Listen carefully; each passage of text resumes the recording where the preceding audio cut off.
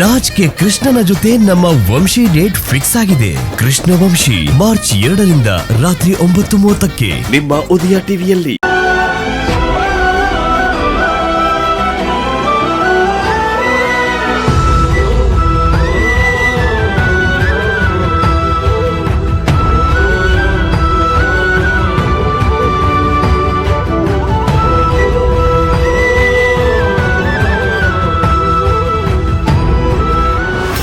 ಬೇಡ, ಅತ್ತಿಗೆ ಬಿಡಿ. ಬಂಗಾರ ಎಷ್ಟೇ ದೊಡ್ಡದಾಗಿದ್ರು ಆ ಕಬ್ಜಾರ ಬಹಳ ಮುಖ್ಯ.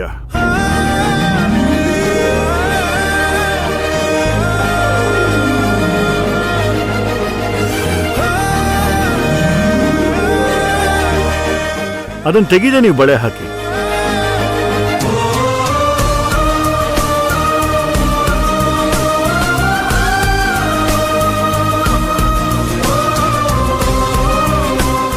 ಆಹಾ, ದಾನ ಶೂರ.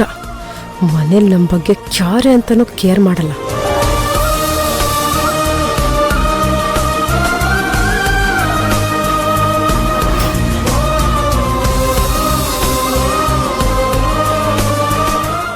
ಮಗುನ್ ನೋಡಕ್ ಬರ್ಬೇಕಾದ್ರೆ ತರ್ಬೇಕಾಗಿರೋದು ಇದು ಅಂತ ಎಷ್ಟೋ ಜನಕ್ಕೆ ಅರ್ಥನೇ ಆಗಲ್ಲ.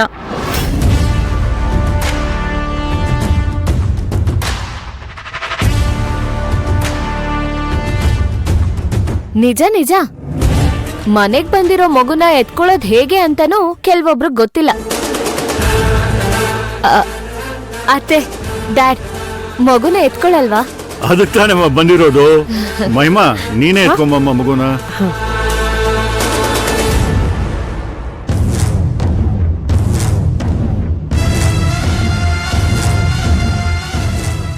ಓ ಪುಟ್ಗೌರಿ,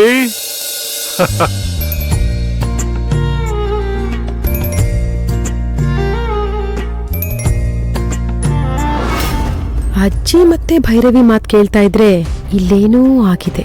ಸಮಯ ಬಂದಾಗ ಧಾರಾಳವಾಗಿ ಅಜ್ಜಿನ ನಮ್ ಕಡೆಗೆ ಎಳ್ಕೋಬಹುದು.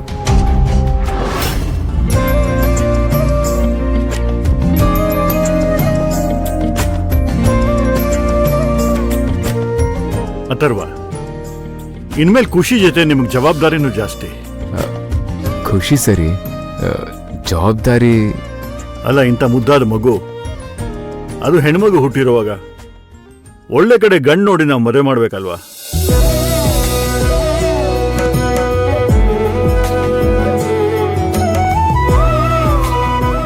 ಸರಿಯಾಗಿ ಹೇಳಿದ್ರಿ. ಒಳ್ಳೆ ಮನೆ ಜೊತೆಗೆ ಅಂತಸ್ತುನು ನೋಡಿಕೊಡ್ಬೇಕು.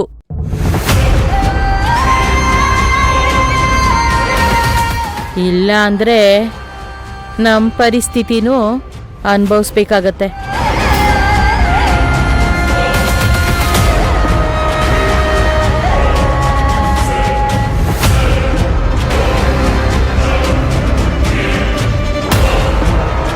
ಅಲ್ಲಮ್ಮ, ನಿಮ್ಗೇನಾಗಿದೆ? ಭವಾನಿ, ಭೈರವಿ ಅಂತ ಇಬ್ಬರು ಸೊಸೆಂದ್ರು ಬಂದಿದ್ದಾರೆ.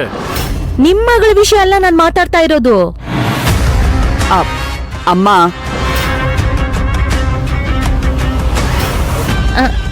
ಹೌದು ಧರ್ಮೇಂದ್ರ ಅವ್ರೆ, ನನ್ಗೊಂದು ಅನುಮಾನ. ಅಮ್ಮ, ಏನೇ ಇದ್ರು ಆಮೇಲೆ ಮಾತಾಡೋಣ. ಬಂದಿದ್ದ ಅನುಮಾನನ ಆಗ್ಲೇ ಬಗೆಹರಿಸ್ಕೋಬೇಕು. ಕೇಳಿ ಬಿಡಿ ವಸುಂಧರ ಅವ್ರೆ, ನೀವ್ ಹೇಳಿಮ್ಮ. ಮಹಿಮಾ, ಮಗುನ್ ಕೊಟ್ಬಿಡಮ್ಮ.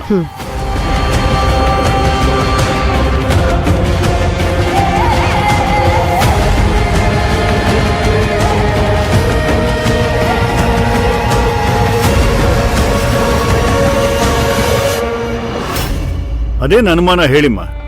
ನೀವೇನೋ ಭೈರವಿ ಅಪ್ಪ ಸರಿ, ಆದ್ರೆ ಭವಾನಿಗೂ ನೀವೇ ಮದ್ವೆ ಮಾಡ್ಸಿದ್ರಿ. ಸ್ವಂತ ಮಕ್ಕಳಿಗಿಂತ ಹೆಚ್ಚಾಗಿ ಮದ್ವೆಲಿ ಹಣದ ಒಳೆನೇ ಆರ್ಸಿದ್ರಿ. ಈಗ ಇಷ್ಟೆಲ್ಲ ಮಾಡ್ತಾ ಇದ್ದೀರಲ್ಲ, ಯಾಕೆ?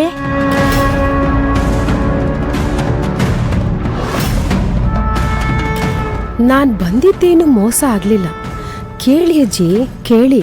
ಮನೆಯವ್ರನ್ನ ಬಿಟ್ಟು ಬೀದಿ ಬಿಕಾರಿಗಳನ್ನ ಯಾಕೆ ತಲೆ ಮೇಲೆ ಇಟ್ಕೊಂಡು ಮೆರೆಸ್ತಾ ಇದೀಯಾ ಅಂತ ಕೇಳಿ. ಗೊತ್ತಿಲ್ದೆ ಕೇಳ್ತಾ ಇದ್ದೀನಿ. ಕೇಶವನ್ ಮಗಳು ಭವಾನಿ,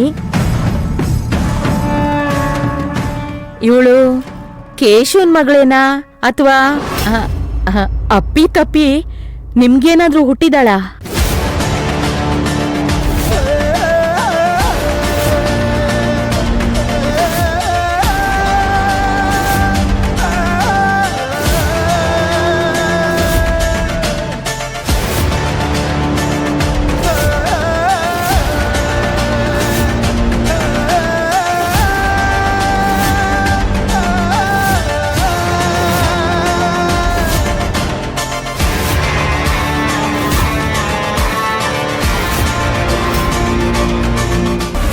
ಅಜ್ಜಿ, ಏನ್ ಮಾತಾಡ್ತಿದ್ದೀರಾ ನೀವು?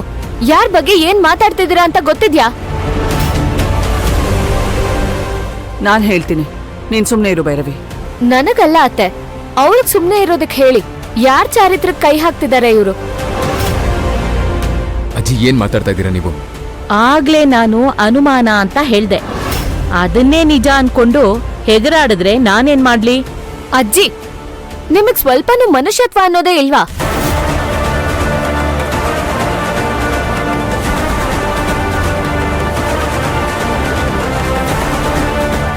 ಯಾಕ್ ಭವಾನಿ ಅಕ್ಕನ್ ನೋಡಿದ್ರೆ ಯಾವಾಗ್ಲೂ ಇಷ್ಟು ವಿಷ ಕಾರ್ತೀರಾ? ಯಾಕಿಷ್ಟು ಚುಚ್ಚಿ ಚುಚ್ಚಿ ಮಾತಾಡ್ತೀರಾ? ನೀನ್ ಯಾಕೆ ಮಧ್ಯ ಬರ್ತಾ ಇದ್ಯಾ? ನನ್ನ ಪ್ರಶ್ನೆ ಅವರಿಗೆ, ನಿನಗಲ್ಲ. ಈ ಕೇಶವನ್ ಪರವಾಗಿ ವಕಾಲತ್ ವಹಿಸ್ಕೊಂಬರಕ್ಕೆ ನೀನ್ ಯಾರೇ?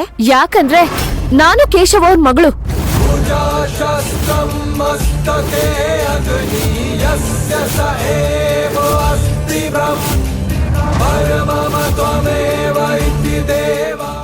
ಸರಿ ಹೋಯ್ತು. ಬಡವ್ರ ಮಕ್ಕಳನ್ನೆಲ್ಲ ಅಪ್ಪ ಮಗಳು ದತ್ತು ತಗೋಬಿಡಿ.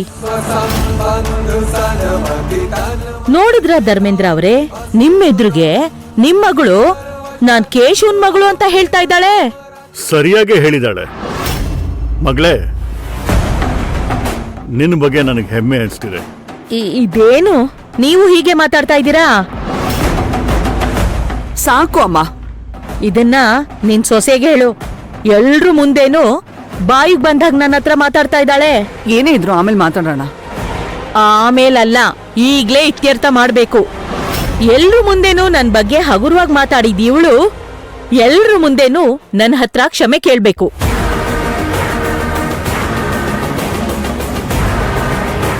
ಅಮ್ಮ ಹೇಳ್ತಿಲ್ವಾ ಅಜ್ಜಿ, ಆಮೇಲೆಲ್ಲ ಮಾತಾಡೋಣ ಅಂತ? ಅಮ್ಮ ಹೇಳ್ತಿರೋ ಸರಿಯಾಗೇ ಇದೆ. ಅಜ್ಜಿ ಈ ಮನೆಗೆ ಹಿರಿಯರು. ಅವ್ರು ಹೇಳೋ ಮಾತೆ ಈ ಮನೇಲಿ ವೇದವಾಕ್ಯ.